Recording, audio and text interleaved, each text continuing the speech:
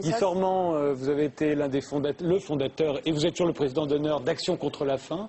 Je crois que vous avez lu le livre d'Esther Duflo. Oui, il paraît même que j'ai publié la seule mauvaise critique de votre livre. Enfin, on ne sait pas si on a le droit de vous critiquer, vous êtes devenu une telle institution.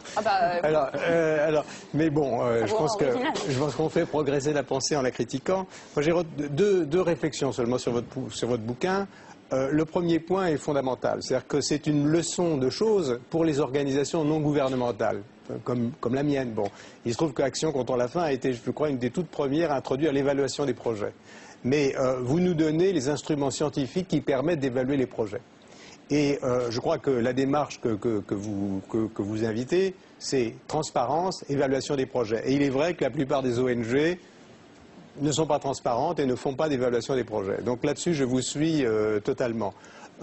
Où je vous suis moins, peut-être, mais bon, c'est peut-être un mauvais procès, une espèce d'idéalisation du monde des ONG. Vous n'allez pas aussi loin que Jeffrey Sachs, mais Action contre la faim, c'est une des plus grosses organisations françaises humanitaires. Nous arrivons à chaque jour à distribuer à peu près 3 millions de repas dans le monde pour des enfants. 3 millions de repas sur 1 milliard, c'est pas grand-chose.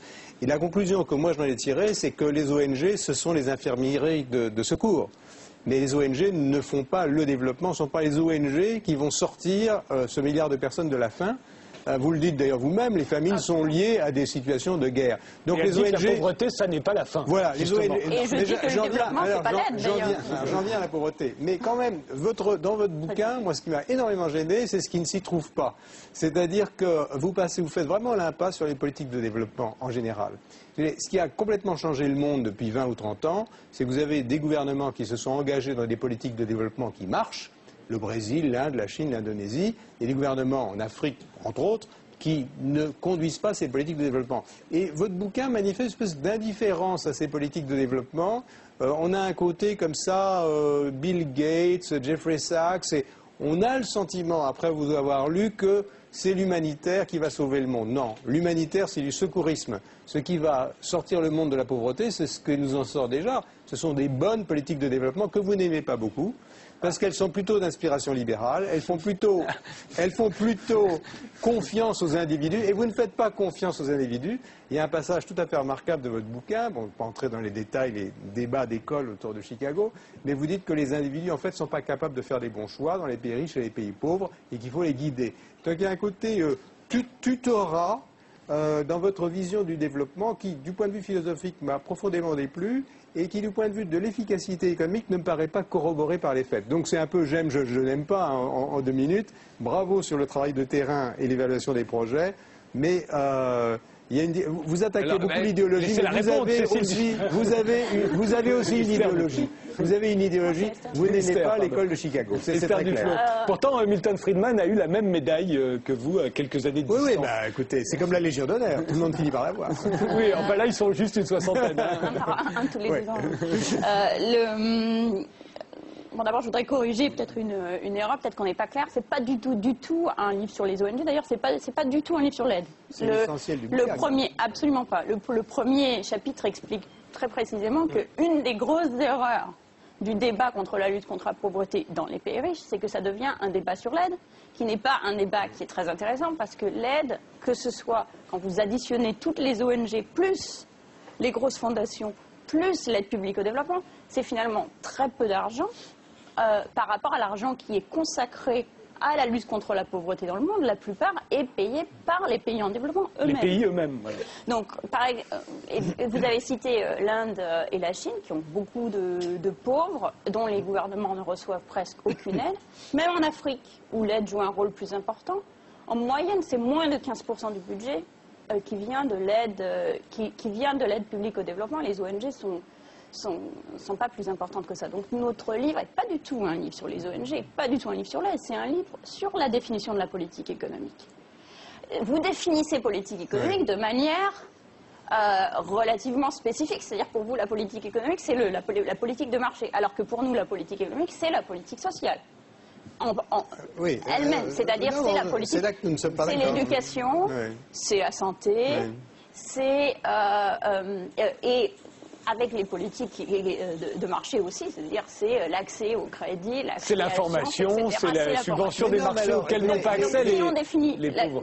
Si on définit les politiques comme ça, notre livre et notre action d'ailleurs, toute notre action à nous, elle se fait parfois en collaboration avec des ONG, très souvent, de plus en plus souvent, en collaboration avec des gouvernements, et toujours avec l'objectif final d'essayer de créer de l'information pour les gouvernements pour définir la bonne politique sociale.